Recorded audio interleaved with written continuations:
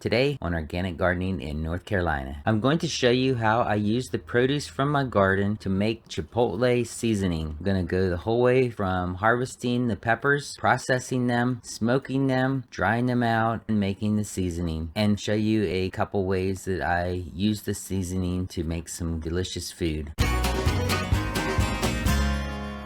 Chipotle has been made for thousands of years by the pre-Aztec civilizations in Central America and was probably introduced to the rest of the world by Christopher Columbus. If you are anything like me, you love the taste of Chipotle seasoning and you love the restaurant named Chipotle. Since my channel is all about growing nutrient-dense food, especially in an urban environment, subscribe now and click the bell to make sure you get all my new content. I thought it would be fun to grow Chipotle peppers in my garden. However, when I started trying to find Chipotle pepper seeds, I soon found that there is no such thing. I learned that Chipotle peppers are made using mature jalapeno peppers. The jalapenos are prepared by smoking them to give them the flavor and to dry them out. Well, I had a great crop of jalapenos this year, so I'm going to harvest them and show you how to make Chipotle seasoning.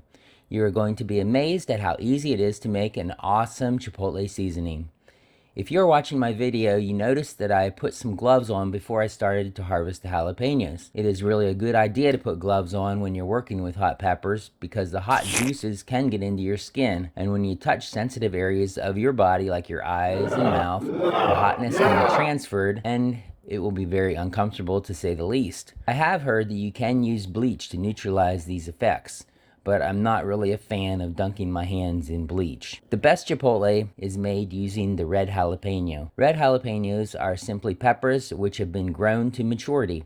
They are ripened and aged longer than the green jalapenos. Letting them grow longer until they turn red gives the peppers a better flavor and more nutrition as well. While it is true that the red peppers will make the end product a bit more tasty, it is possible to use green jalapenos. Green jalapenos are much easier to find in the stores because growers like to harvest them as early as they can. I'm sure the green ones are easier to process and ship too, as they are firmer than a fully ripened pepper.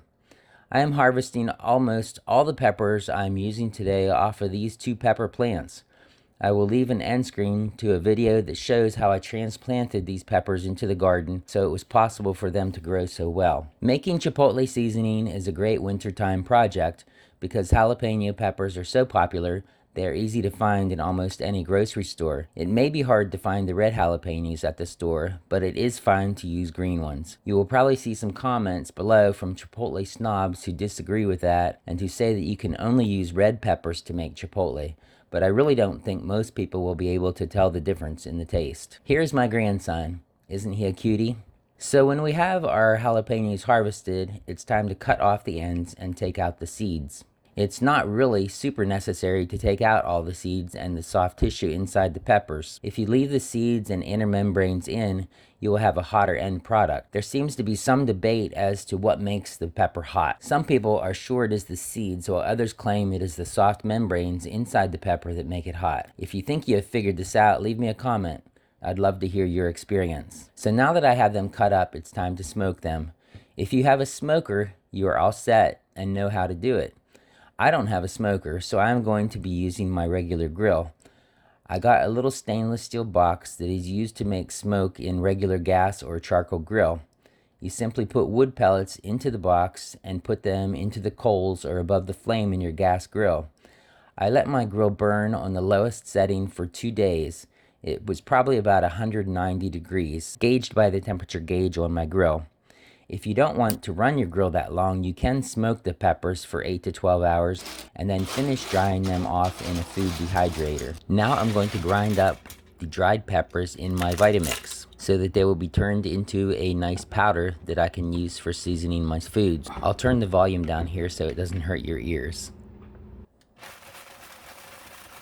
The Vitamix does a great job of pulverizing all those dried peppers to make it turn into a wonderful powder. It's amazing how little there is left when you're done making it into a powder. So here I am frying up some sweet peppers and onions so that I can put them on top of some eggs and wrap them in a wrap and have a delicious breakfast. So good.